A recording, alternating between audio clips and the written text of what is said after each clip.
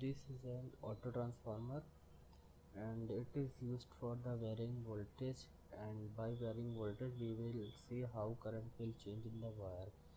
And we connected this transformer with this bulb, and one wire of this bulb is passing through this current transformer, or using this CT we are going to measure current in the wire. Here you can see we added two resistors that are the burden resistors, and we add one Schottky diode. This will work as a half wave rectifier circuit. After that we added one capacitor here that will absorb the AC current, and this will send DC value to op amp. Then we amplify this DC value, and finally we send output of this op amp to Arduino, and we will print that output into this LCD screen.